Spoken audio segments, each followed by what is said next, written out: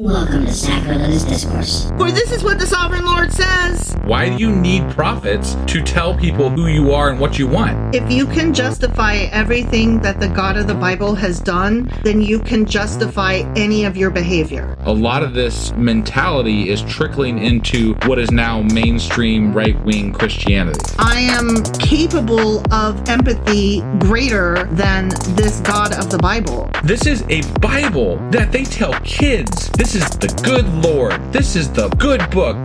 He is fantasizing about murder, mass murder. Head over to sacrilegiousdiscourse.com right now to find out how to leave us a review or support us on Patreon. Husband! Wife! Do you know what we're doing today? Well, I know we're doing a Q&A. We sure as fuck are. And we're a little late getting this out. We are. But there was a Last Supper. I feel like we say this every time. There was a Last Supper involved. Yeah, there was. It's the Last Supper. Well, that we'll hear probably 3 more times at least. I have no idea what's coming up. There's other gospels. I know, cover the but same shit. I don't know what they cover and what I don't they don't either. cover. But I don't know what's left out. I don't know what's included. Hear it at least one more time. I mean, one of them may mention that they go through a drive-through right quick. It could be. Maybe they got McDonald's, right? You never know. So which chapter is it we're covering today? Little Maddie, chapter 26. All right. You ready to do this? I sure as fuck am. All right. Let's do it. Okie dokie.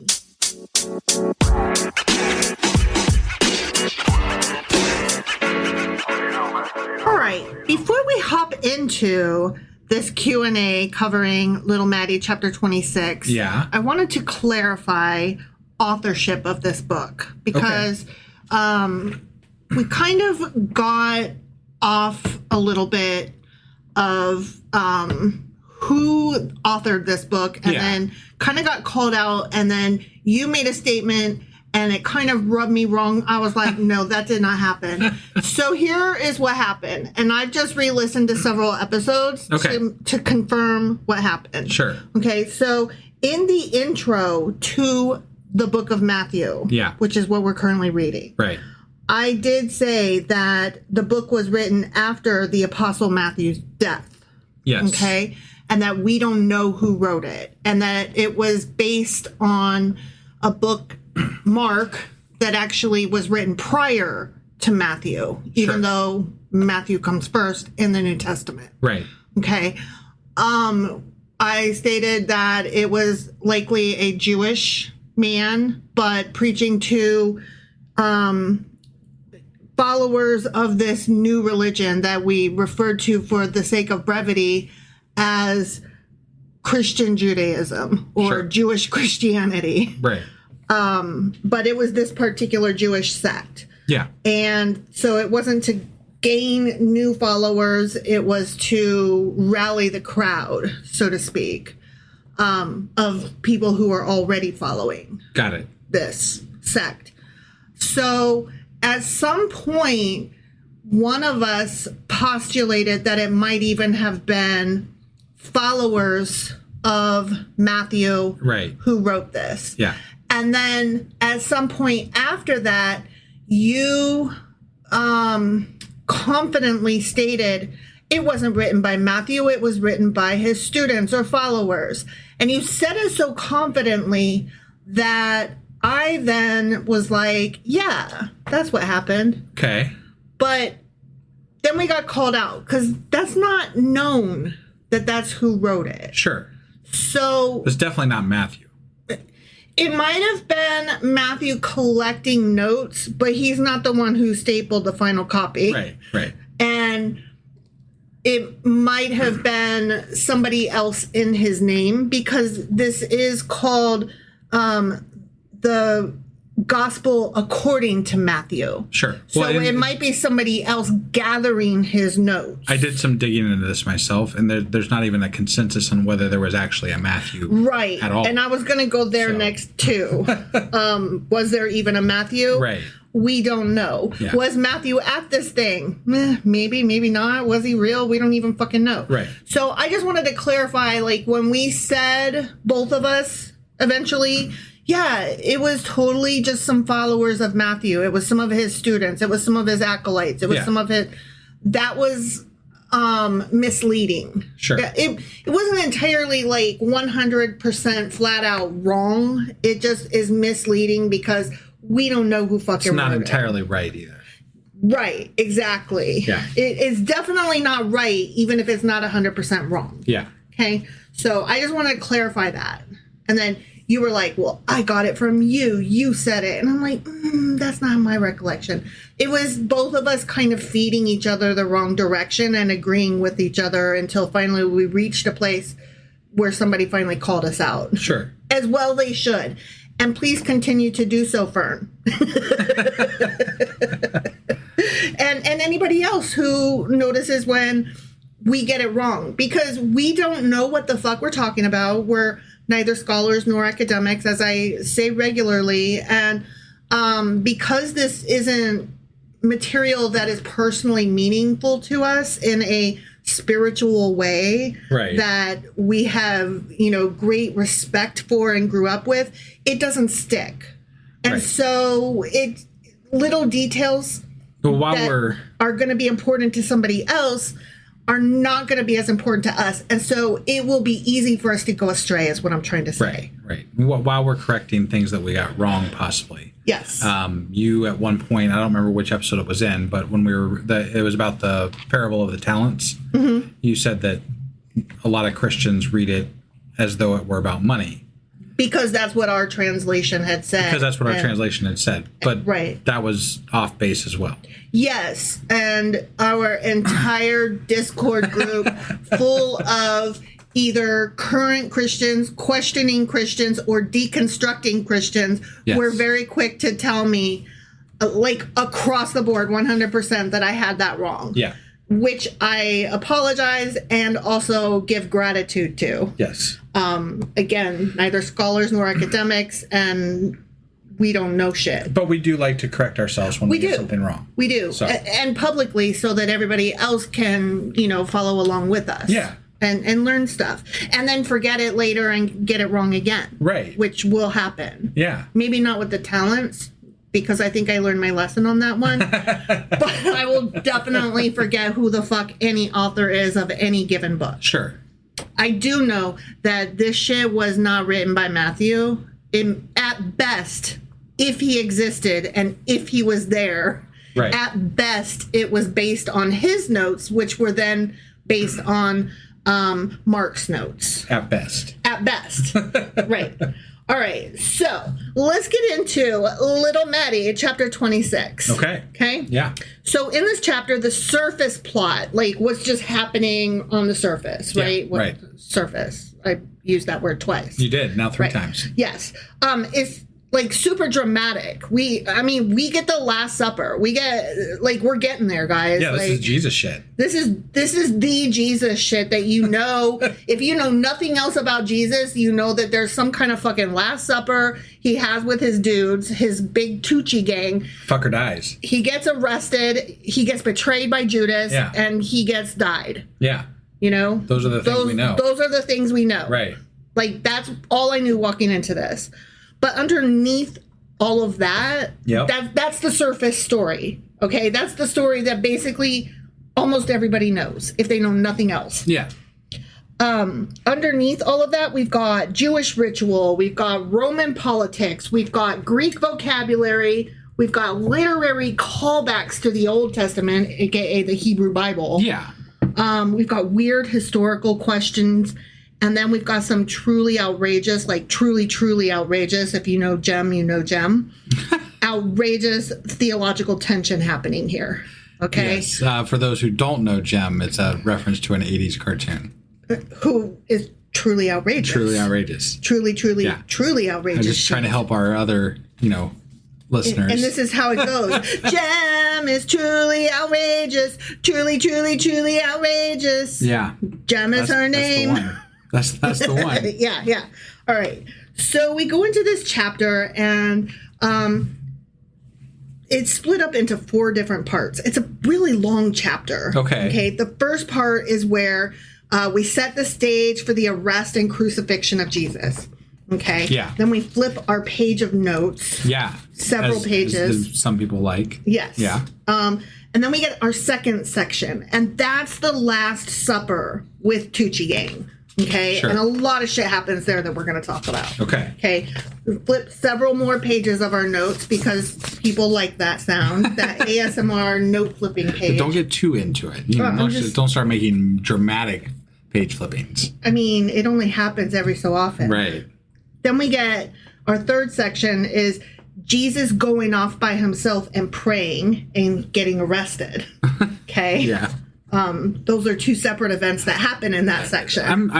I have to apologize. There were times in the Old Testament where we kind of like got sad at the way things went for humanity and different things, right? Mm-hmm. But now we're in the New Testament. We've been tarnished by the entire Old Testament, and now all the bullshit and all the fucking crap just seems funny. It's either really funny or really infuriating. I've been numbed to all the crap. Yeah. Like they could be. Look, there's still going to be stories that we're going to be like, damn, that was rough. Mm-hmm. But, like, there's so much wrong with everything we're reading. Yeah. And so many things. Like, you can't even take this book seriously. Okay, like, this is out of order, but we have already read chapter 27, which actually talks about Jesus dying. Like, that's his death. Yeah. Is in the next chapter. Yeah. Okay. Right. And I specifically stated in that chapter that I knew mentally that I was supposed, like, logically I understand, I grasp that I'm supposed to be feeling this great emotional, I'm supposed to be distraught over what's happening to my guy Jesus, right? But that it didn't feel earned. There was no solid emotional buildup. I have no spiritual connection to this guy going in, and the book did not do a good job. No, they prophecy stuffed right up to the last minute. Yeah, so, like, as I'm reading, like, yeah, you get spit on, yeah, you get kicked and slapped and stuff, and I'm like, that sucks. But then I'm like, yeah, but anyways, kids get bullied in school all the fucking time, dude. I'm sorry, whatevs. Yeah. This guy sacrificed a weekend. Yeah. So whatever. Like, I couldn't bring it, you know? And then I kept thinking about times that I was brought to tears in the Old Testament. Yeah. You know, and how I just wasn't feeling it. It was usually at the behest of something God did to human beings. Mm-hmm. You know, like it was just... Or approved of. Or other cultures did to a human... Like, whatever. There was a lot of terrible human shit in that book. Yeah. So. It was not good. Right. I cried over... a wife that got kicked out and chopped into a million pieces and, you know, raped and stuff. Like, I don't know if you recall that, but the guy was like, I would rather you take my wife than... I thought it was his daughter. Oh, maybe it was his daughter. It was somebody. It was somebody who he was like, I would rather that you take her than come in here and rape me and make me gay. Right. I mean, that's basically what it was. And I was I hate you. Yeah, there's more to it than that. But I mean, essentially. It was horrible, though. It was a horrible, horrible, unexpected, needed trigger warnings. Yeah. Like, fuck the Bible all the way. Yeah. Anyways, fourth section of this chapter, after he has his Last Supper and goes off to pray and gets arrested and stuff, we get the trial before the Sanhedrin. Yeah. Okay?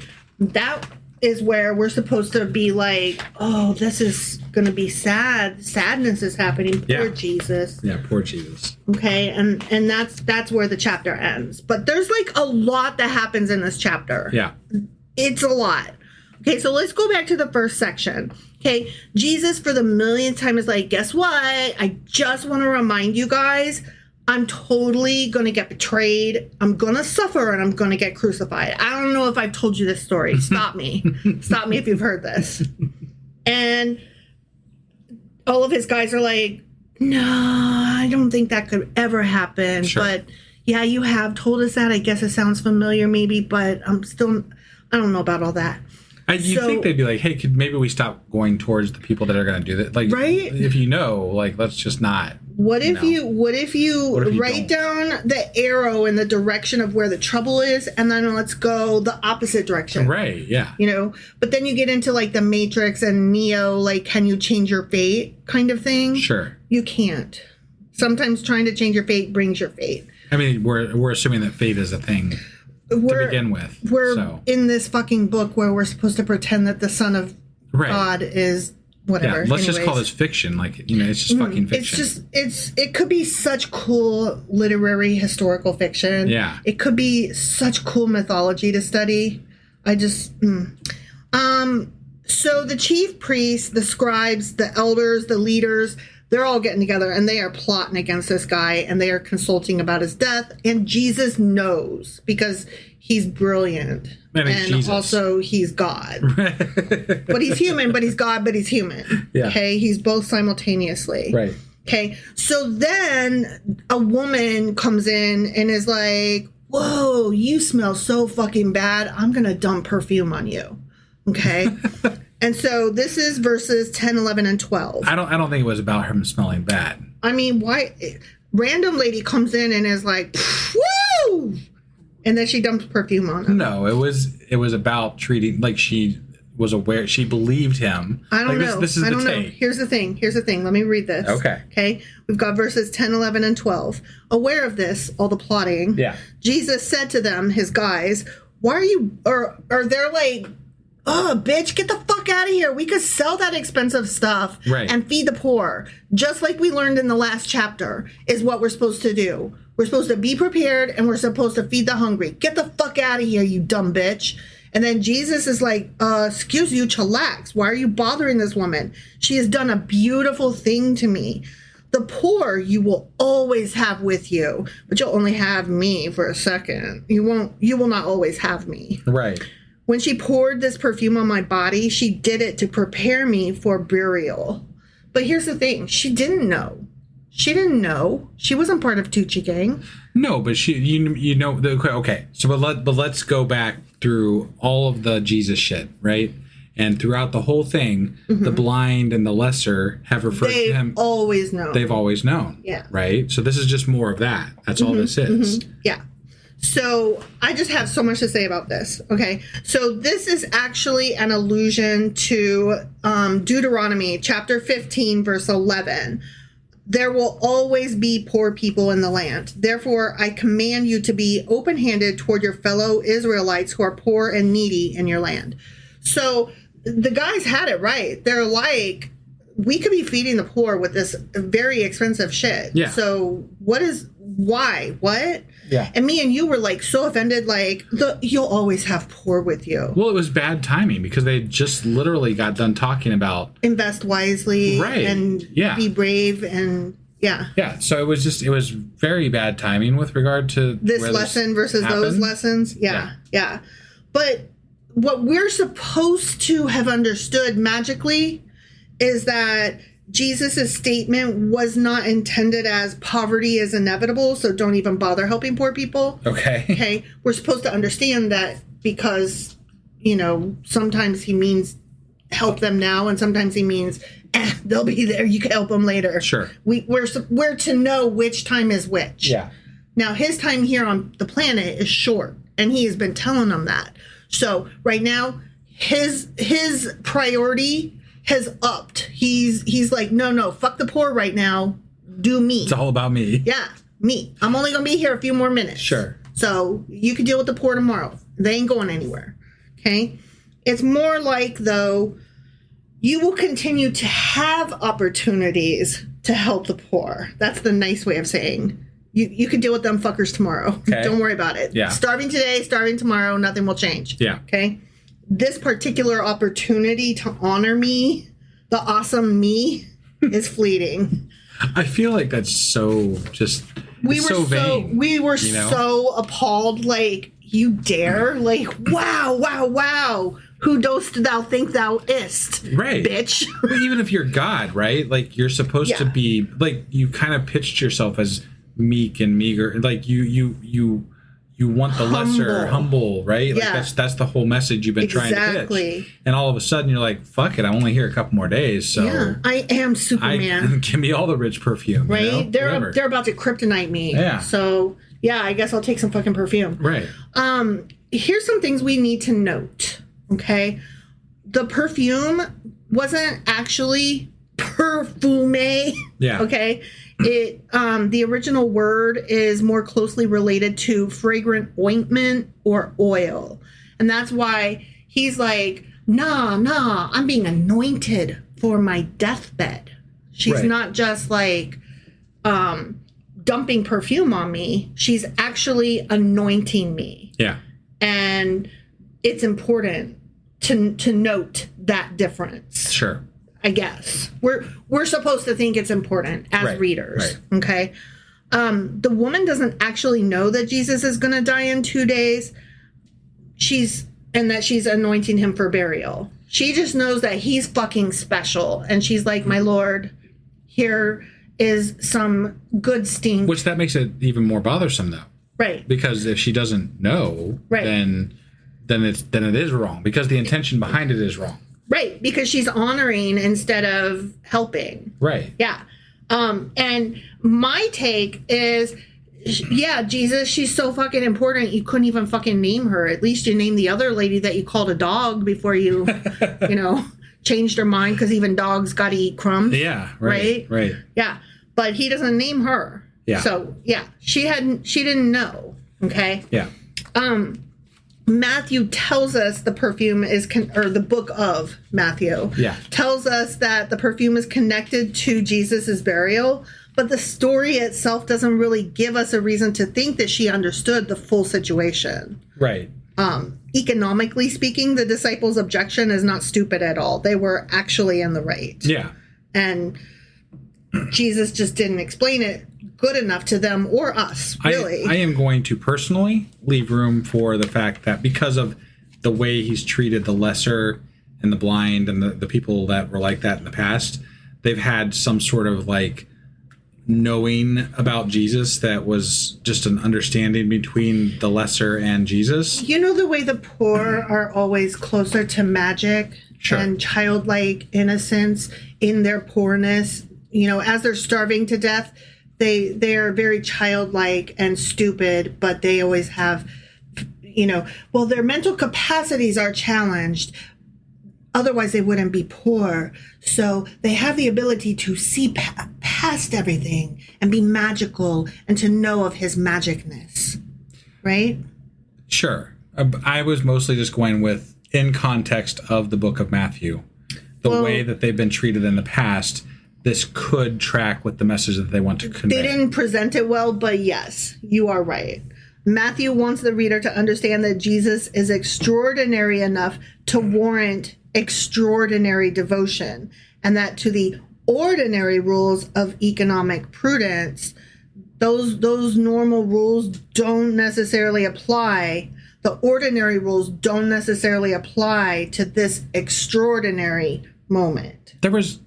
God created hundreds of rules that Israelites were expected to follow to the T all the time, right? Yeah. And here we are, and this is one of my biggest complaints about the New Testament. Giant pet peeve. We just keep changing the fucking rules like left and right all the goddamn time. And you're still supposed to keep a lot of them. Right. Only there's no real clear direction. Right. It's so fucking annoying. My next line in my notes is, this story only works if you're already inside Matthew's theological framework. Yeah. It only works. The story only works if you already know the story. Yeah. You know what I mean? Yep. You can only believe if you already believe. It's circular fucking logic. That's essentially what Christians tell me all the time. You have to believe before you can believe. And it's like, wait, what? Did you just hear what the fuck did you just say? Right? Yeah. And that's what the entire book of Matthew is. It's not written to convince people like me and you. It's written to rally the crowds of people who already believe. What Christianity sounds like to me oftentimes is just a major fucking guilt trip. Like, oh, you don't believe? Well, what the fuck is wrong with you? Mm-hmm. And you get fucking bullied into believing in Christ, essentially. Yeah.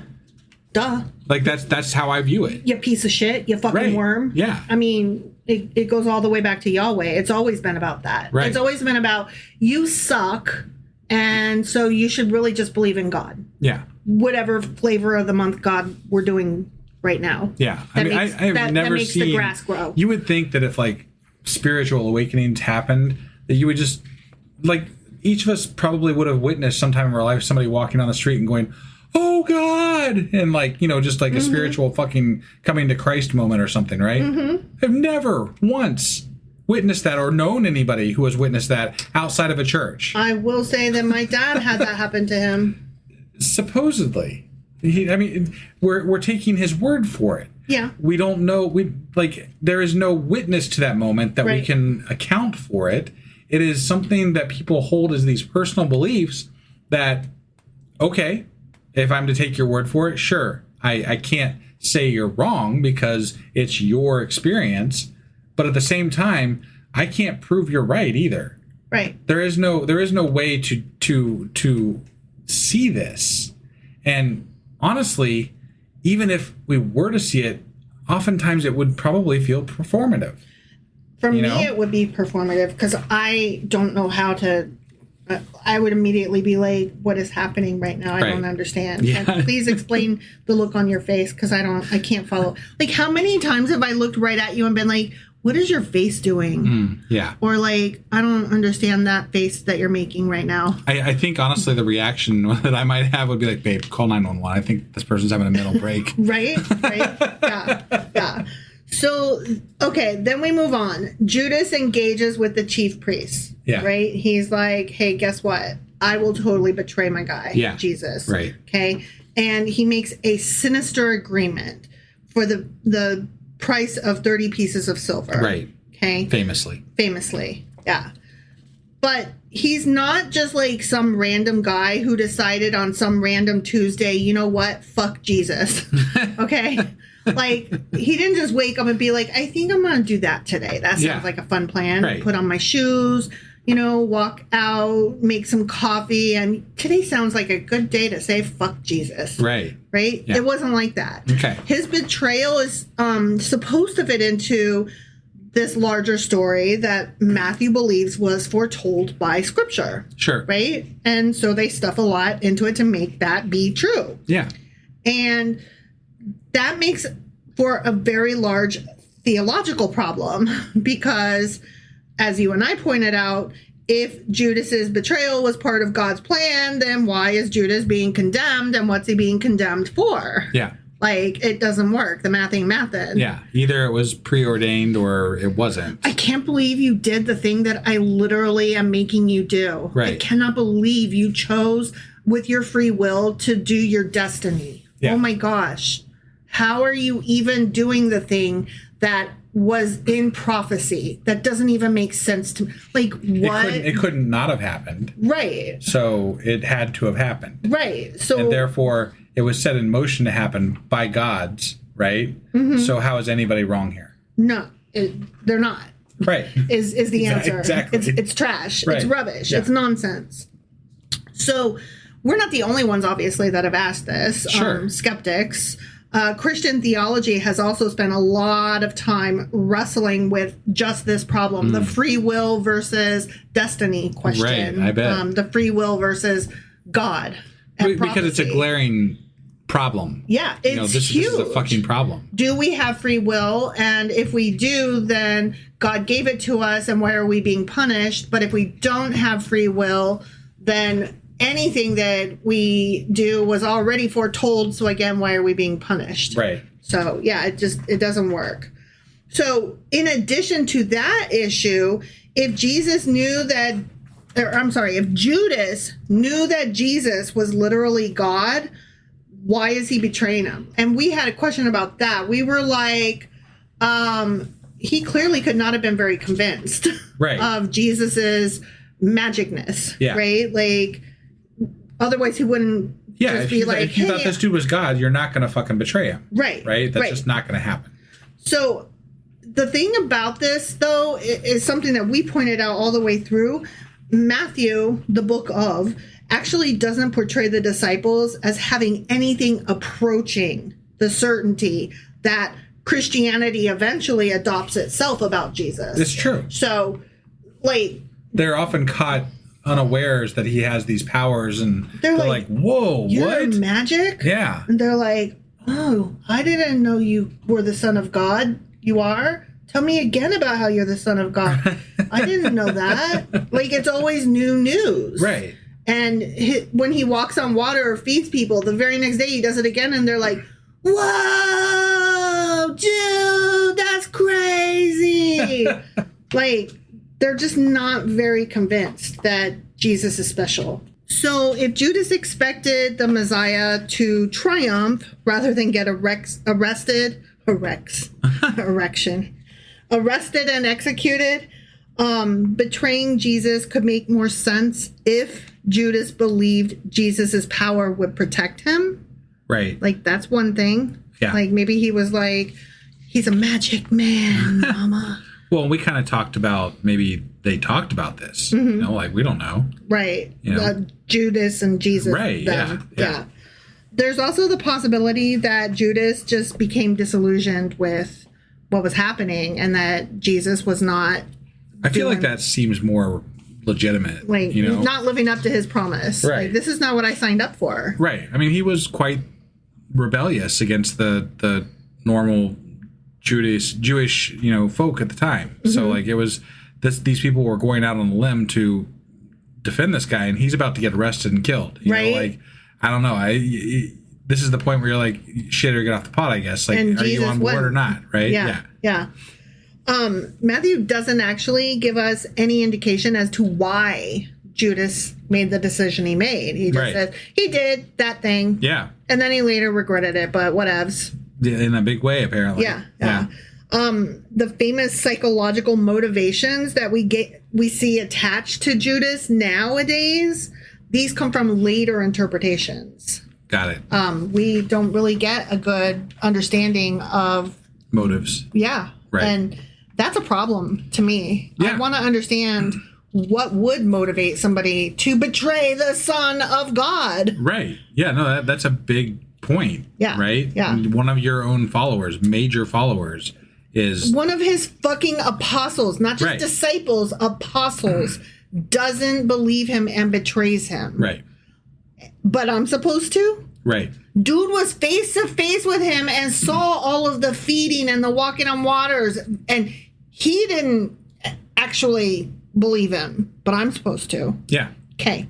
Anyways, moving on to the second section. Right. The actual Last Supper. Yeah. Okay.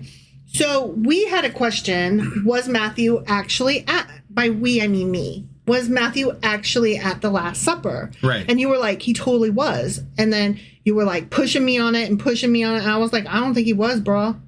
Okay. And here's the thing. We don't know. It could have Sure. gone either way. He might not even exist. And okay, I can allow for that because that is definitely a consensus that's out there. But I guess what I was going with in that moment when I said that was the general consensus with regard to how it's been interpreted through time, because That's fair. the dinner shows the 12 apostles, and, Right. whatever. So The art that came several centuries later, yeah, yes. no, does absolutely. picture But I mean that. that's the general understanding Traditionally, Christians have identified the author of Matthew as Matthew the tax collector, apostle, et cetera, introduced earlier in the gospel. Sure. So hypothetically, yeah, he was there. But modern scholarship generally doesn't consider that identification of Matthew as 100% established. Sure. So the book of Matthew might not be the same Matthew as Matthew the tax collector that we met early on. And that's fair. I don't think that anything is solid with regard to what we're reading when it comes to facts. Right.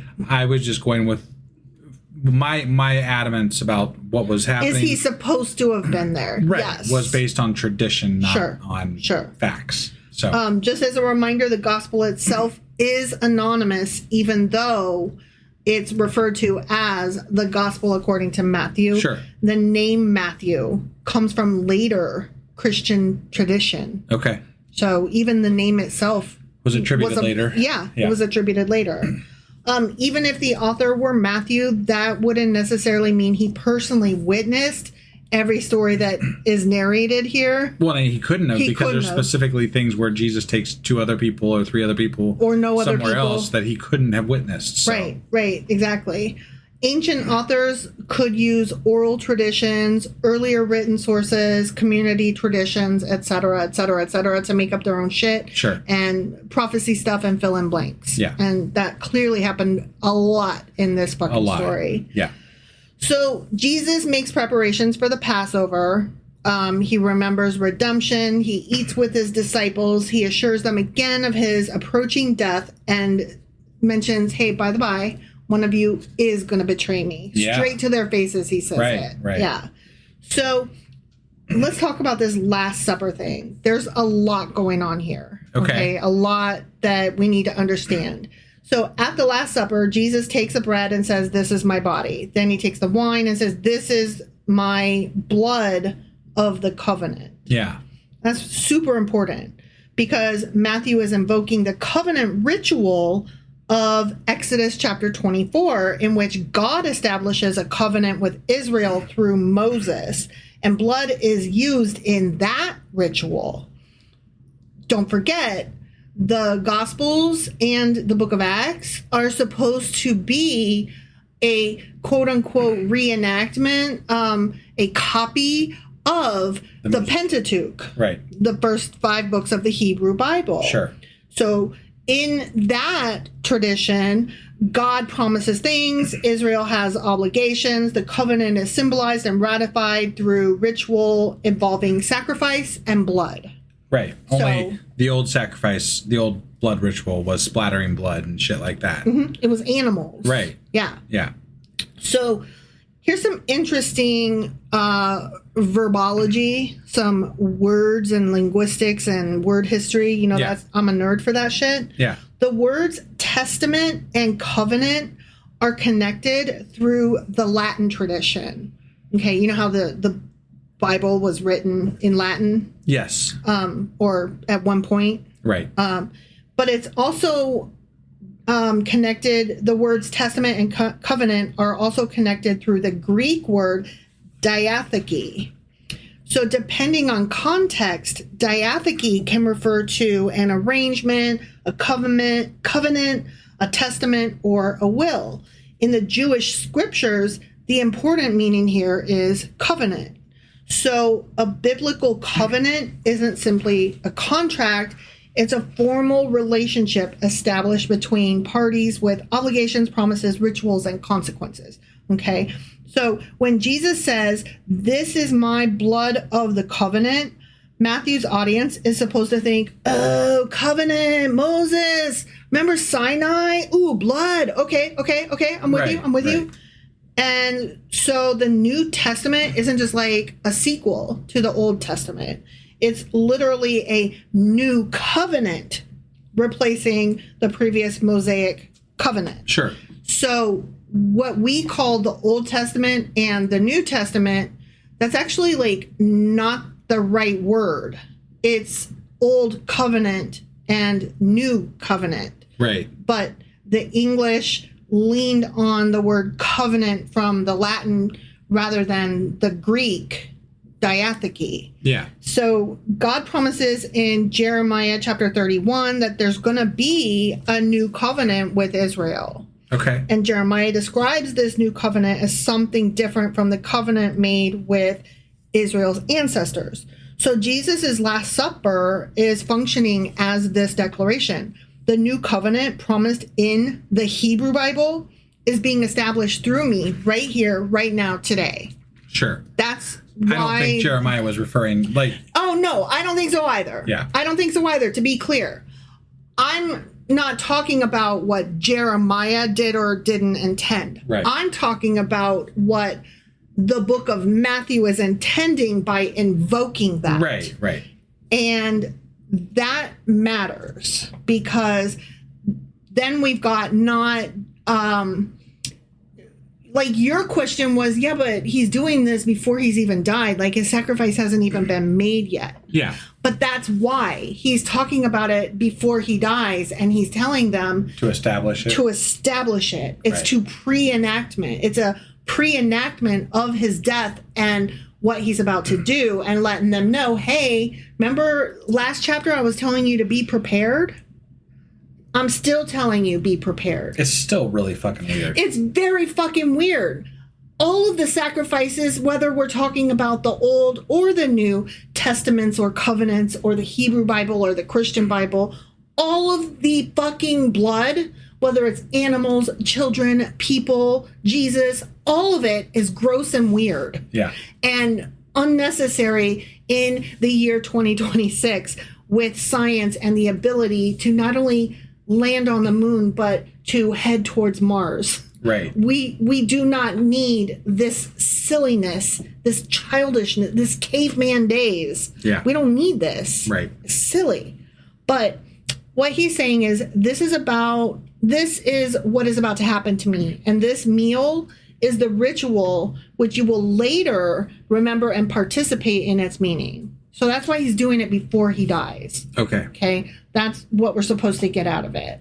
So different denominations have different interpretations of what happens during what we now call the Eucharist or the communion. Right. I think the Catholics call it the Eucharist, and all of the other Protestant Christianity things call it communion. Although not all Protestants take communion. Right. Right. So most of the churches that I've been to, they don't. Only a few have. Yeah. So there's two different things that could happen. One is that we're supposed to believe as we're taking communion or Eucharist or what the fuck ever, that the bread and Just the body of wine Christ, literally becomes the Jesus's blood. body and blood. Right. Yeah. Catholic doctrine holds that the Eucharist truly 100% in this moment becomes Christ's body and blood. Sure. Despite retaining the physical properties. I mean, this sounds like D&D. You know, we're playing fucking Dungeons and Dragons here. Right. It retains the physical properties of bread and wine, but is actually something else. Right. And this magical spell is called transubstantiation, Okay. which is a magical spell. Yeah. I'm sorry, but it is. Right. It sounds something like you said, straight out of D&D. Because it is. Right. You know, or that's where D&D gets it. Right. But what I'm saying is they're fucking interchangeable. Yeah. Because magic. Right. And it's silly. Yeah. Okay, so the other thing is, obviously it doesn't transubstantiate because magic isn't real and I can look at it and it's a piece of fucking bread or it's a, fucking wafer cracker. Yeah. It just spiritually represents and symbolically commemorates Jesus. And so you're taking that moment to feel and relate to. Much the way I believe it's Muslims will take that moment to praise Allah, like they will pray in certain directions, right? At certain times of the day, they have to pray in different directions. They are literally stopping everything and in that moment relating to their God and practicing intentionally. And that's what communion is supposed to be. Stopping what you're doing, taking that moment and practicing your spirituality, your relationship with God intentionally. Sure. Whether you believe in magic and fake bread being people. Yeah. It's people. Soylent Green is people. Yeah. Jesus Christ is people. I still don't get it. But It's such a weird, like you said, in this time, this day and age, like to still believe that magic is happening in this moment is just, it's really weird to me. To come at it from the outside, never having seen magic, Right. and never having come close to experiencing magic, Right. it definitely feels weird. Yeah. And silly. Yeah. And I can't take it seriously, you guys. I'm really sorry. I know that probably sounds so mean and disrespectful to our Christian listeners. I want you to know I'm not trying to be mean when I laugh. I literally have no idea what the fuck you're talking about. Let me just take yourself out of your religion for a minute and look at the fact that you are literally performing a ceremony where you're eating flesh and blood, according to your religion. Right. Like you're literally performing cannibalism as part of a ritual for your God, which is really, really weird. Now listen, if you take the magic spell part out of it, the intentionally taking a moment to have a connection spiritually with your faith person. I'm good with like meditation and shit like that. That's pretty, right? Like I don't understand it, but I don't have a problem with that. That doesn't harm me. That doesn't feel silly or weird. Like, okay, I get that. You're taking a moment, and you're connecting with. I don't know, like I have mentioned before that I lean a little bit more spiritual than you. Like when I'm in a forest surrounded by trees and nature and fucking birds and whatever, like if I can take my mind off getting bit up by bugs for a minute, I do feel very connected to something larger than myself. And what is spirituality if not that? Right? Or if I am in a crowd, like at a protest or a rally, and we're all very excited about what we're fighting for. Sure. I feel very not connected to like something larger, like in a nature sense, but something larger in a human sense. And that feels very powerful to me. These are very emotional moments. And I can understand taking a moment, like putting your finger up and saying, everybody pause for a second and just appreciate this. Sure, but I don't... Just appreciate this second here. While I experience the same things, but I would consider them like when you're in a forest and seeing all those things, to me, that is awe. It's just... No, I totally agree. You're awestruck, right? Like, sure. Which is just a normal emotion in my mind. Right. No, I totally agree. The same thing with the crowd at the protest. Like, this is just... You all have this common goal that you're working towards, and you're feeling that commonality with these peers of yours that are at this event. It's something outside of yourself that leaves you for a moment feeling breathless. Right. And somebody else might call that spirituality or oneness or connection with a creator or what the fuck ever. Right. That's a little too woo-woo for me. I just feel like I appreciate the beauty in that moment. Sure. That's all. Yeah. But what I'm trying to say is taking a moment to intentionally connect. I don't have beef with that. It's when you start putting magic with it that I'm like, what the fuck are you? We don't need blood and body of people in order to take a second, like touch grass, babes, come on. All right. So Jesus gives Judas one last opportunity at this dinner. Like they're chowing down on pizza. And Judas is the only one with pineapple on his pizza. Yeah. Which apparently is like, that's the most horrible thing that you can do. I love pineapple. I love pineapple pizza. We are the weirdos here, just so you know. I don't know if you know, but everybody hates Nickelback and everybody hates Anne Hathaway and everybody hates pineapple on pizza. Okay? Yeah. Those are the three things you're supposed to hate. Got it. Okay? I love all three of those things. You love two of those three things. And at any rate, so Jesus turns to the guy that's fucking pineapple on your pizza. What is wrong with you, Judas? And he's like, looking at each of his guys, and each of his guys like, no, I got pepperoni. I totally will not betray you. And then he turns to Judas, and Judas is like, oh, is it me? Me? Just because I have pineapples on my pizza? And Jesus is like, yeah, bro, it's you. I mean, look at your fucking pizza. Right. So fucking obvious. Yeah. Right? So then Jesus eats Passover, which we just talked about. And he institutes the Lord's Supper, which we just talked about. And, goes on and on about his fucking sacrificial death. And it's all magical and whatever. Then he sings a hymn with his disciple. And he goes out to the Mount of Olives.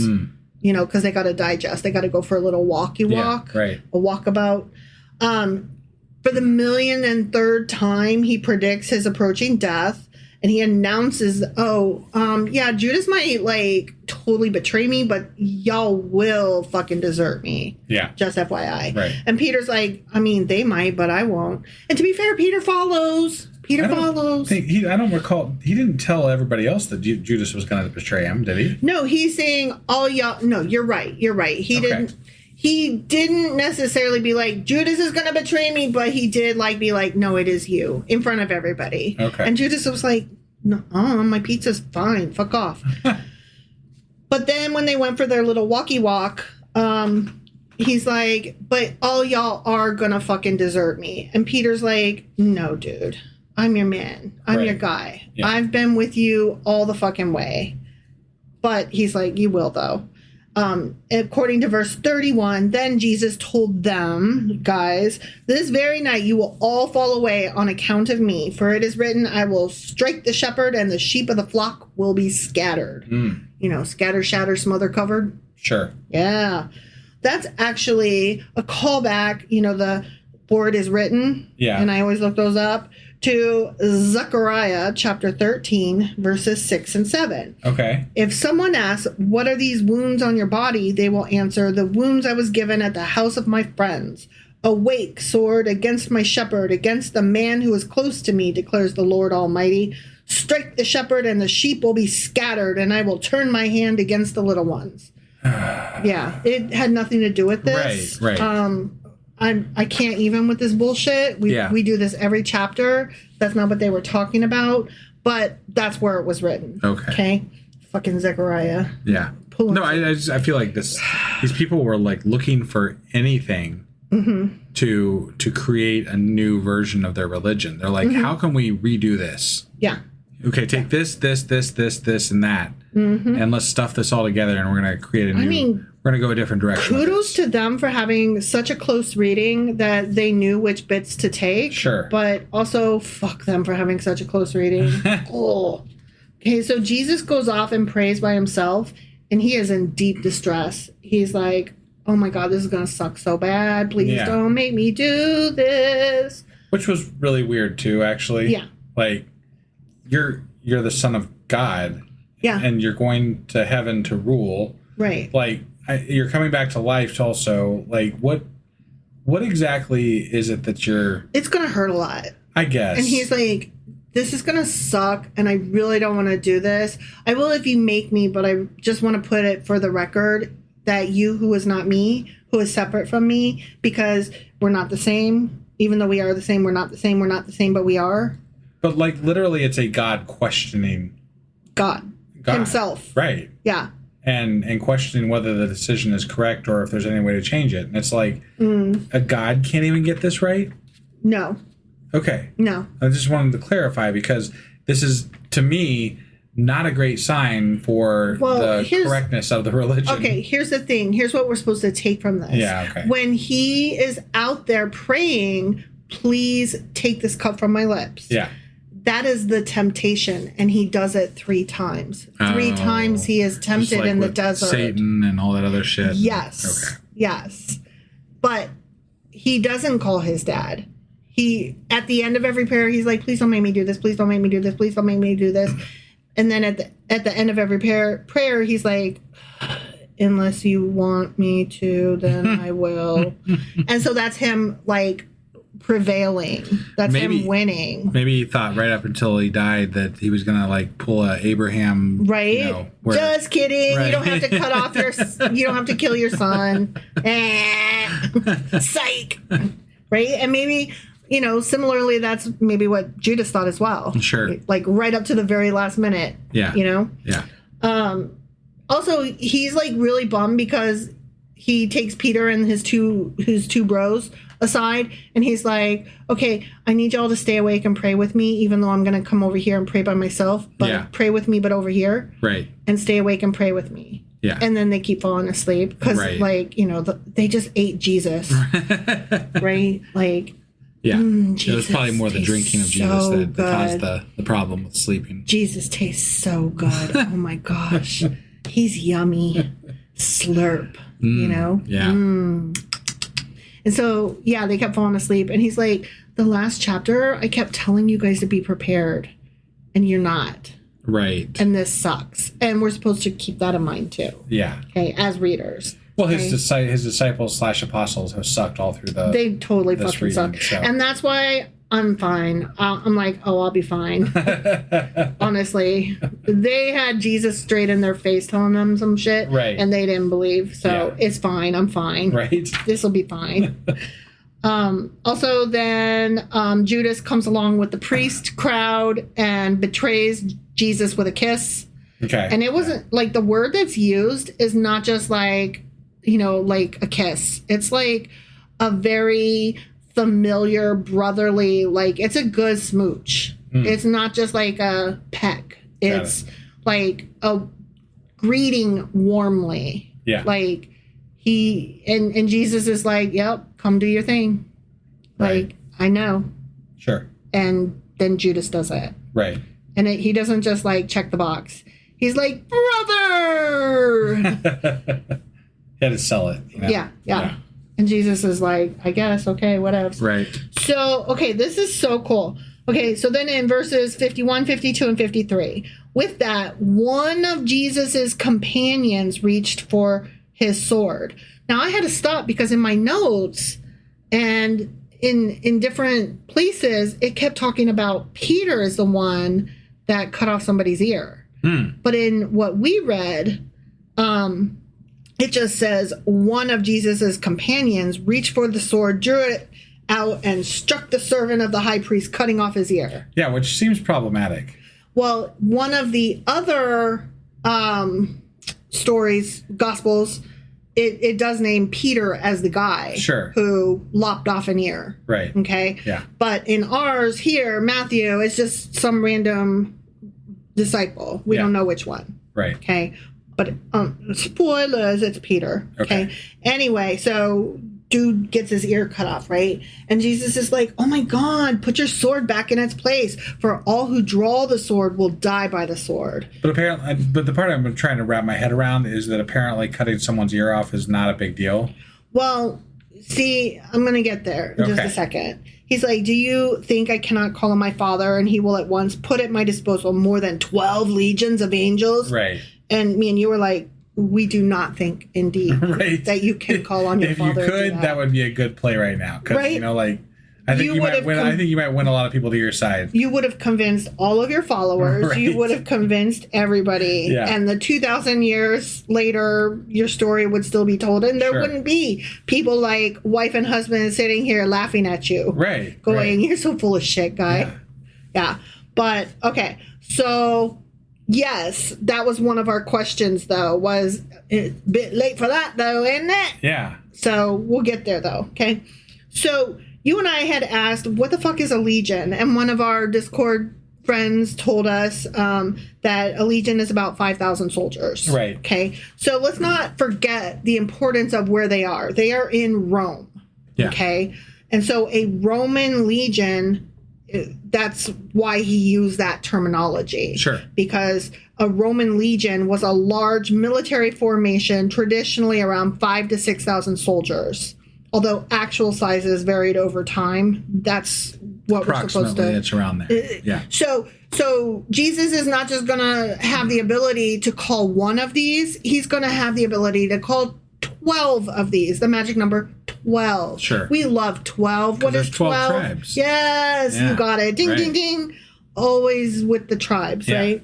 So 12 legions of angels mean something like tens of thousands of supernatural warriors, deliberately extravagant, so over the fucking top. Yeah. He's like, I'm not going to prom, but if I was going, I could totally get somebody like Olivia Rodrigo or Chappell Roan to go with me. It feels a little bit like this is the guy that always tells those like ridiculous stories, and you're like, okay, dude, whatever. Right? Yeah. Yeah. He's like, I could totally buy a car, but I'm driving an Uber because it's just better economically. But if I wanted, I could totally have 10 and then fill in the blank with fancy cars. I don't know cars. Yeah. Like whatever.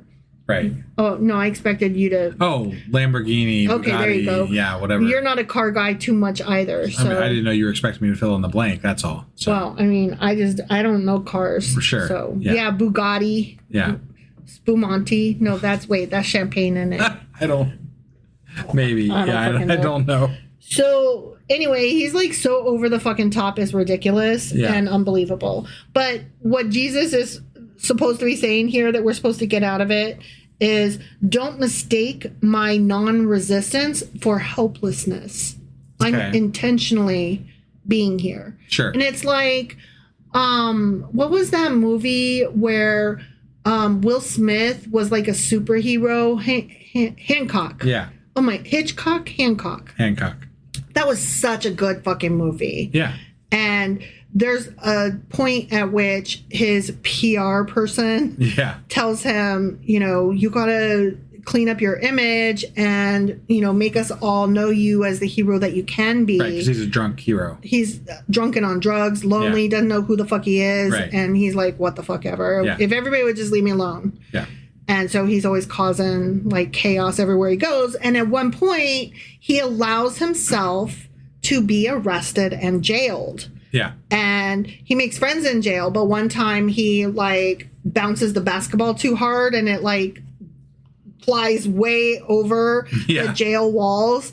And so he like flies out to go get it. And everybody's like, oh, see, he's escaping, but he gets the basketball and comes back. Right. And that's what this line reminded me of. Like, I'm here of my own free will. I could escape anytime. Sure. And I'm sure that that's what Hancock was drawing on. Right. Like the Jesus image of intentionally allowing yourself to be bound by human rules that don't actually apply to you. Right. So look at me. I was like so symbolic right just then. That was such a good literary analysis and comparison. Yeah. So anyways, this is obviously ridiculous though. Yeah. Jesus just spent the previous scene praying, Father, please take this cup from me. And God's answer was effectively, nah. Right. And then he gets done telling us that he himself could call on 12 legions of I could if I wanted to, even though my dad said no. Right. Like, okay, how big? Which is it? You can't stop it or you could. Right. So how big is your dad's dick? Like, okay, So then we get the trial, okay? Yeah. That is held before the Sanhedrin, the council. And there's some good stuff happening here too. Okay. So let us not forget, and this is something we touched on briefly as we were reading. Jesus is taken to the home of Caiaphas, and then Peter follows behind. Okay. But this is something that we touched on briefly, you and I. The religious authorities and the Roman authorities have very different jobs. Yeah. And so we were like a little bit confused as to like who's arresting them and why didn't they know them and what is going on, right? Sure. This becomes this difference between their roles and their justifications and expectations. This difference becomes increasingly important as the story progresses towards the end that we are now barreling toward. Okay. The Jewish leadership, they can interrogate and condemn Jesus religiously, but after that, like, that's all they can do. Right. And so they had to get the Roman authority in charge of the situation if they wanted to take this any further. And so the Jewish leadership was like, he's challenging every religious belief that we have ever held. Yeah. He's challenging Jewish way of life. He's like breaking Jewish laws left and right, and then being like, JK, it's cool to be Jewish still. I promise I'm not breaking any rules. You're just doing it wrong. They had to find a reason to send them to the Roman authorities. The higher ups, right. Yeah. They needed the Roman authorities to take control of this. Yeah. So that they could get rid of them. Right. Because the Roman authority controls getting rid of prisoners, aka crucifixion. Sure. Which was the norm. This wasn't just for Jesus. This is what they did for all of their people that they were trying to get rid of. Yeah. Particularly religious and political rebels and people that were just like causing a ruckus. Yeah. They were like, we're not just going to throw you in jail. We're not just going to like chop your head off like we did with John the Baptist several years ago. We're going to throw you up on a cross for everybody to look at. Sure. Make a lesson out of you. Yeah. Right? Yeah. So the narrative is moving Jesus through two overlapping court systems, basically. First, the Jewish religious accusation, and then the Roman political execution. Okay. And we kind of touched on that, but I just wanted to make sure we spell out what's happening here. Yeah. That's why the charge against Jesus eventually needs to become something that Rome cares about. Right. Like, they're not just going to throw somebody up on the cross because their local Jews are mad. Right. Yeah. It had to be something big. So we were like, why did they not already have charges ready? Why, like, we've been building up to this, and the Jewish leaders have been like so pissed at Jesus this whole time. Why wasn't this already in place? Yeah. Well, it wasn't in place because Rome wasn't involved so much yet. Right. This was just the Jewish leaders. Right. Up to this point. Accusations of blasphemy, like, yeah, that sucks, but like, we're Rome. We don't fucking care. Blaspheme all you fucking want. Sure. We're cool wrestling naked. We don't fucking care. Curse a god. Whatevs.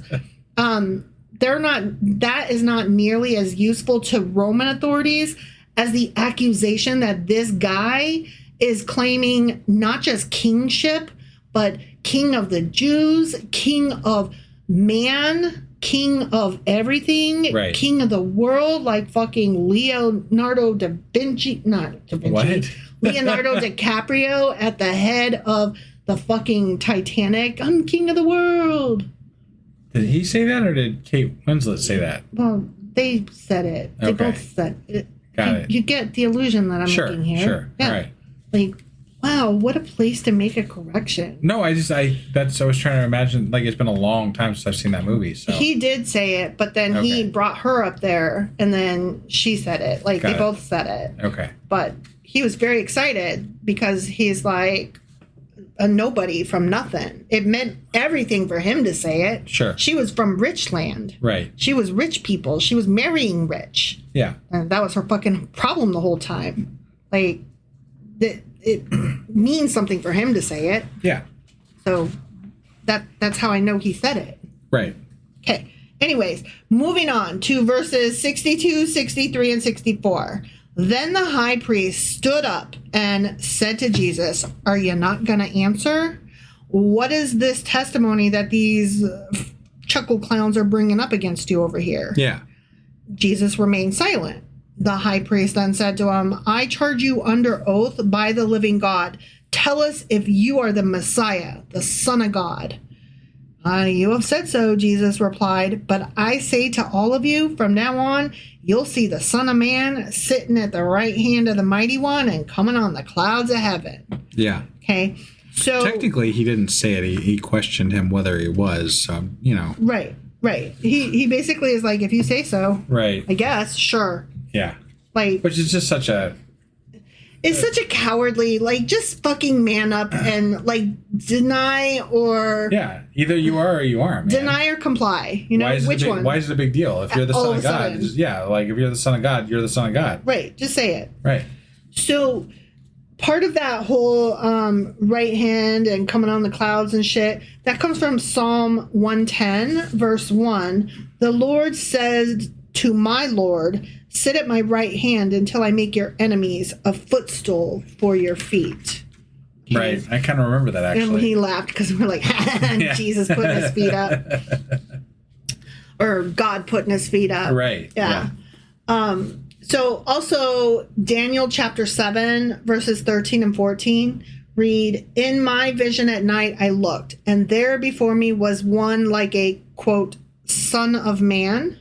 Keep that in your brain. Okay. "Coming with the clouds of heaven. He approached the Ancient of Days and was led into his presence. He was given authority, glory, and sovereign power. All nations and peoples of every language worshipped him. His dominion is an everlasting dominion that will not pass away, and his kingdom is one that will never be destroyed." So we mentioned this the last time that we quoted from these verses in Daniel, but the Aramaic phrase used here, "son of man," Yeah. is actually human fucking being.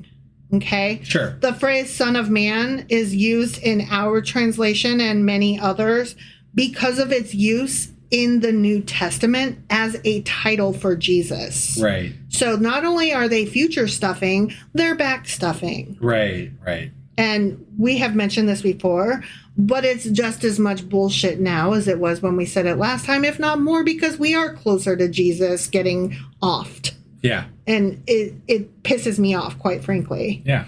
And anyway, that's that whole thing. Right. Okay. So let's talk more about the quote unquote humanity versus divinity problem. Is he Okay. God or is he human? Is he God or is he human? Is he magic or is he man? We Right. don't know. He's both. He's neither. He's both. Yeah. It's probably the biggest theological issue in Matthew, and I would say in the entire fucking New Testament, if you want my opinion. Yeah. We're watching Matthew simultaneously construct Jesus as the divine Son of God and a terrified human being who doesn't want to die. Right. Saying, please don't make me do this. Right? Yeah. And it's bullshit.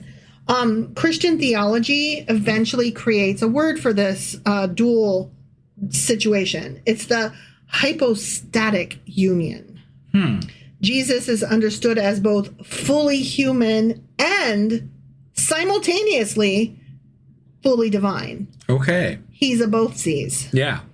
So He's whatever, again. He's whatever you need him to be. Yeah, he's whatever you need him to be. In any given moment. Yeah. Sometimes he has kryptonite in his pocket, and then sometimes he puts kryptonite down and stops being Clark Kent and is Superman. Yeah.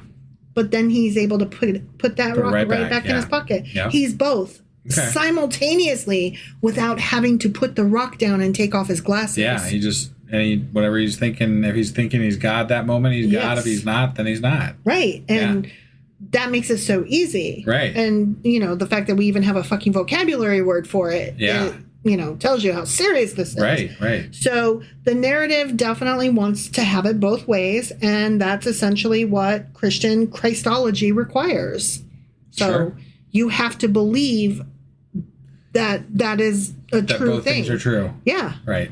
In order to swallow this story and become Christian. And then again, that's problematic. Like the things that they want us to believe, that we have to have all these dual competing ideas be one thing in our head in order to even get to the point where you can start to believe that Christ is a real entity that existed, that died for our sins, that is the Son of God, that is all these things, that these prophecies are true. Like, there's so many inconsistencies, falsehoods, and dual ideas that you have to you have to hurdle over every one of those to even get to the point where you can start to conceive of this as something that is real. Right. As an autistic person, let me just say, religion is very difficult because not only do I need a set of very clear rules, the rules have to make sense. Yeah. The army has rules. They didn't always make fucking sense. Yeah. You know what I'm saying? Right. Like, I go through life trying to find the rules and trying to understand the rules and trying to make it make sense. Religion does not give me any of that. Any of that. It throws what little I do understand straight out the window. Yeah. And therefore, I could never, I could just never. Right. And I don't know if that makes me sad, but it does make me kind of relieved, like, oh, okay, I don't have to ask anymore. Oh no, this is done. Right. This is so done. Yeah. So Jesus is asked, are you leading a fucking rebellion, sir? And he says no, but he is, though. He actually is leading a fucking rebellion. Sure. Kind of. Depends on what you mean by it. A religious rebellion. He absolutely created a movement that challenged existing religious authority. So in that case, he's gathering folks that are following him. He has followers. It's a fucking rebellion. Sure. But Matthew, the book thereof, is trying to distinguish religious confrontation from armed insurrection. And that's why he tells Peter, put your sword down. So Jesus's movement definitely has political implications, particularly as he's proclaiming the coming kingdom of God. Okay. But that claim is potentially explosive under Roman occupation, it wasn't like violent under the Jewish situation, if that makes sense. What do you mean by violent? Like his rebellion, his standing up wasn't violent. Okay. All right. Sorry, I was just You kind of lost the place there. We're good now. Yeah. So he's not leading an armed revolt. Right. Is the point I'm trying to make. I got He's leading a religious revolt. Okay. Which, I mean, clearly if Peter was pulling out his sword, it was leading to a fucking armed revolt. Right. Yeah. But he's like, but let's not though. Yeah. even though Peter's like, but I already did though. And I do think it's interesting. Like, I don't really imagine Jesus and his apostles with swords, right? you know? But Yeah. there they are with swords. I always imagined them with like canes or walking sticks. Some, yeah. Like staffs. That's the word I'm looking for. Right, I imagine them with staffs. Yeah. Because they're like fishermen and sheep herders, right? Right, yeah. Yeah. But yeah, I guess Peter had a sword. Plus, what's the Son of God need with swords? You know? Well, apparently Jesus doesn't have one, but Peter sure as fuck Well, did. what is his friends? You know, whatever. You know, like, why do they need a sword? So Rome was always executing people for sedition. So Yeah, they were like, give us a reason. We'll go ahead and throw this motherfucker up on a cross. like, we like love killing it. people. Yeah, it's let's fun. do this shit. And so then when they get all these like false witnesses and stuff, they're like, we need something to stick. Okay. Like, that's part of where I'm going with that. Sure. Okay. Yeah. The charge of political rebellion is extremely dangerous in the Roman Empire. Okay. Okay. So it's escalated. Yeah. All right. Jesus wasn't literally organizing an army, but he might as well have been. Okay. Okay. So yeah, we had questions about who cares if they wanted Jesus dead. Would it matter if the witnesses were false or not? Yeah. Probably to the priests, it didn't matter. Right. They didn't. They were trying to set him up. Yeah. Remember, they tried to set him up multiple times. Right. Right. So yeah, to them, they're like false witness, true witness. We don't fucking care. Well, and to be fair to them, in their mind, he had already broken laws that were Mosaic laws. They were So- witnesses themselves. Right. But religious laws don't matter to the Roman. Right. They're just like, hey, Rome, leaders. what the fuck do you need to prosecute this guy? Because, like, we Right. need him prosecuted. Yeah. So, which I kind of mentioned at the time that I thought that might be the case, because you were like, this doesn't make sense. Why didn't they already? But because we didn't quite realize that there was two different legal systems happening simultaneously, Sure. and that Jesus was having to move through both of them. Right. So even a hostile judicial proceeding still has rules, and it's important to remember who was doing what where. Like, understanding how it's set up is very important. Right. The story portrays the council as looking for legitimate testimony that will justify the verdict that they already wanted. So the Jewish leadership already knew what they wanted. They just need a legally or theologically acceptable reason to do it. So when they turn to Rome, they're like, here's what we got. And Rome's like, can you give me a little bit more? Right. And so Rome is like up in Jesus's face.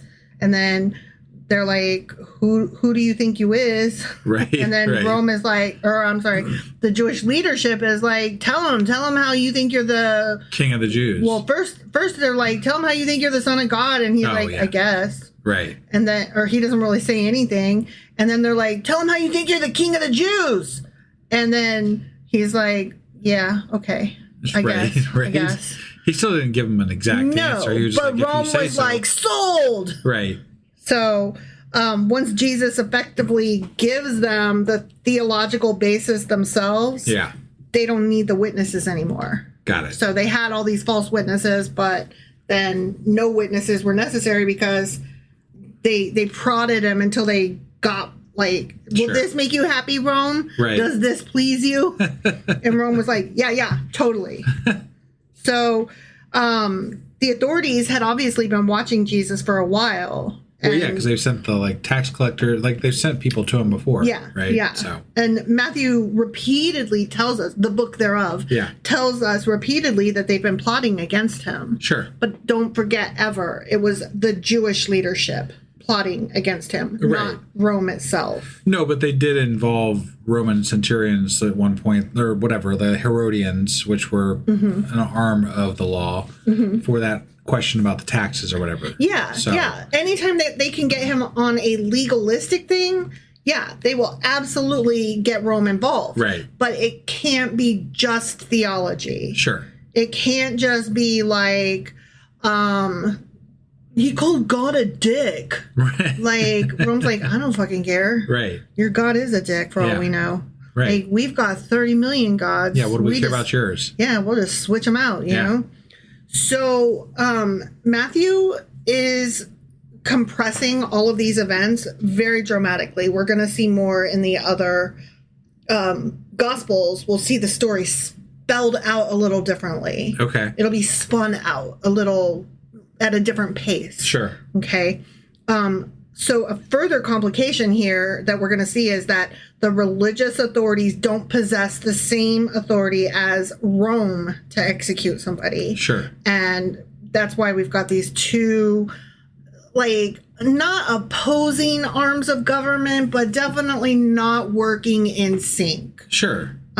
They happen to overlap for 1 second, and Jesus got the brunt. Right. So the process has to ultimately become a Roman political case. Sure. Okay. Because they're the ones that are actually in charge politically. Yes.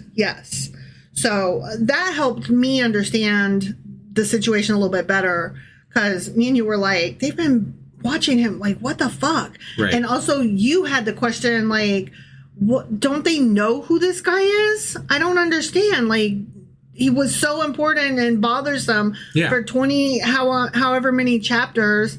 And then they show up to arrest him and they don't even know which one is him. And that's what I was saying at the time. Like, well, I mean, the Jewish guys are totally bothered by him, but Rome don't give a fuck who this guy is. Right. And it turns out, yeah, that is the case. Rome was like, which one is he again now? Right. Like, I don't know. We got lots of fucking dissidents up in here. Which one is your guy? Right.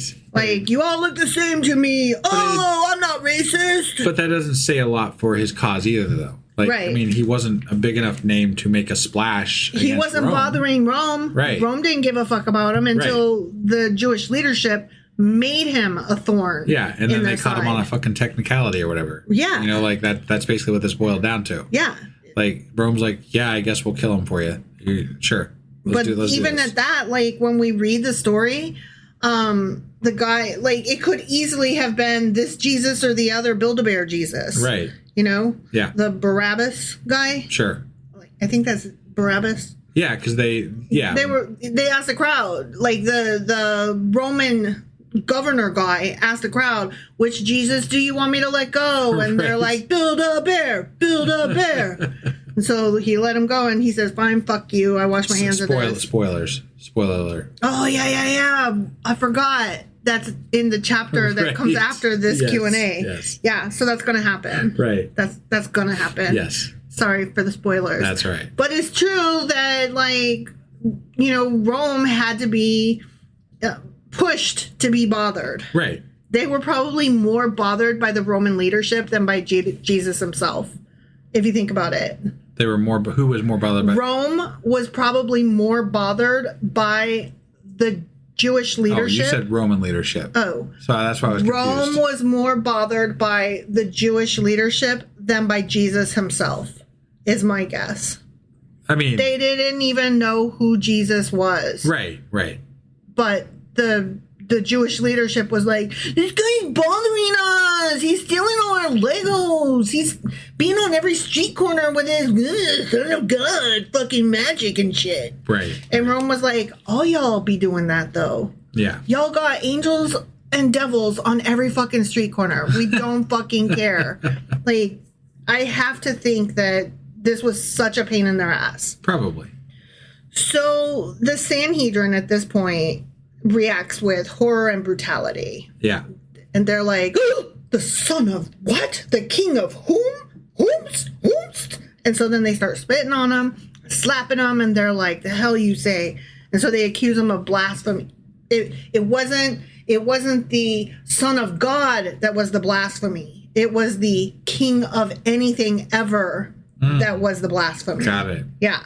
And so then they start abusing him. Okay. And this is where the scene immediately shifts from a legal proceeding to ritualized humiliation and that whole crowd mentality that we'll get into. Sure.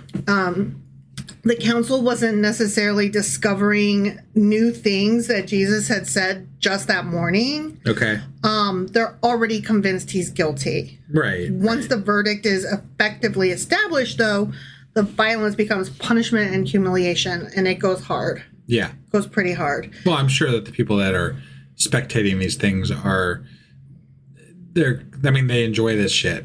right? Like they enjoy It's like reality TV. punishment and that whole aspect of it. It's reality TV back in the day. Like you had somebody walking around holding up a sign telling the crowd when to go boo or oh or yeah or aw. Right. But this didn't spark a rebellion either. Right. He did not have a rebellion-sized following that was like, no, not Jesus. He had a large enough following that it sparked a movement that followed up with this later and told the story. Right. But not one that sparked anything more than that. Right. Well, one thing that I was led to remember in re-listening to our intro to Matthew is let us not forget that this story was written in a city and it spread like wildfire. Sure. And this was written also right on the heels of the Second Temple being destroyed. Right. Which helped spread the news of this story. Yeah. So those are all things that went into helping make the wonderful religion that we love today. Yeah. Ugh. So we're supposed to understand that Jesus is not actually being defeated here, though. He's surrendering. He wasn't beat, okay? Yeah. He allowed these things to happen to him. Right. Very important that you grasp that. Sure. Okay? I want you to understand he let them spit on him and punch him and shit like that. Whatever. Right. Yeah. Fearing association with Jesus, Peter denies his relationship with Jesus 3 times, and then the cock crows, cock-a-doodle-doo. Right, just as Jesus said would happen. Yep, and then Peter is the little crybaby, and he's like, oh no, I was a bad guy, just like he said. And the end of that chapter. So that was our Q&A for Matthew chapter 26. Sure as fuck was. And I think we all know what's coming. I mean... There's, I already gave some spoilers. Some shit goes down in chapter 27. Some shit goes down, that's for sure. Yeah. All right. Well, sorry this took us a little while to get out. And we do have the next chapter will be coming out shortly. Well, tomorrow, because it's already done. So all I got to do is get that one put up, and then we'll have this one out today, and then tomorrow we'll have 27, and then... I'll do a Q&A over 27. We'll have a live on Tuesday where we'll read 28.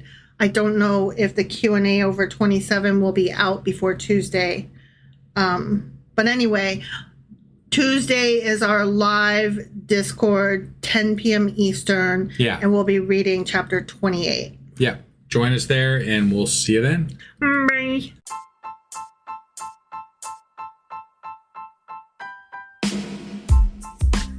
Hey, wife, I guess that's the end? But husband, that's just sad. It doesn't have to be. We are on lots of social media platforms like Twitter. Our handle there is sacrilegious_D. For D's nuts. Oh my God. Stop doing that. Anyway, we're also on Facebook, Instagram, and Pinterest. There's a link to all of our social media sites at our website. Ooh, we have a website? Yeah, it's sacrilegiousdiscourse.com, where you can also find a link to our merch shop. We have a merch shop? Yep, we have podcast-themed clothing, mugs, notebooks, and more, as well as an atheist and science-themed products. Wow, our fans should really go check that out right now. Definitely. They can get in touch with us by sending an email to sacrilegiousdiscourse@gmail.com. But before they do that, we could really use some help. Oh yeah? With what? Well, it's not free running the podcast, and we need some financial support in order to get better equipment, which will free up time so we can concentrate on our podcast and our fans. Okay, so what should they do? Head over to patreon.com/sacrilegiousdiscourse and sign up as a contributor on our podcast. Supporters there receive additional bi-weekly episodes that we record just for our Patreon members for as little as $2 a month. Also, we'd really appreciate it if you would like and subscribe on whatever platform you're using. And Apple Podcast reviews help us out tremendously. Like and subscribe. Leave an Apple review. Join us on Twitter. Support us on Patreon. That's a lot of instructions. Don't forget to say thanks. Thanks. Okay, bye.